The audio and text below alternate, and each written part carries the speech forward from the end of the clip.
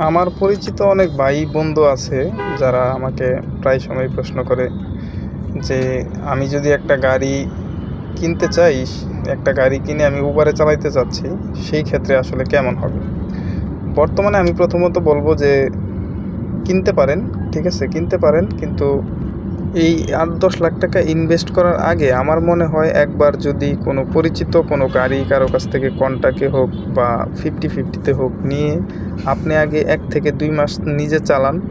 চালানোর পরে তারপরে আপনার নিজের একটা অভিজ্ঞতা হোক, কেমন ইনকাম, কেমন কী, তখন আপনি নিজে আরেকজনের কাছ থেকে শোনার চাইতে নিজে যদি রাস্তায় নামেন, নিজে ইনকাম করেন, তখন ধারণাটা আরেকটু বেশি পাবেন। আসলে মানুষের কাছ থেকে আরেকজনে কী করলো সেটা আপনি কতটুকু পারবেন সেটা হচ্ছে আপনার উপর। এটা হচ্ছে সম্পূর্ণ নিজের উপর আসলে। উবারের বাজারটা হচ্ছে একেক দিন একেক রকম থাকে।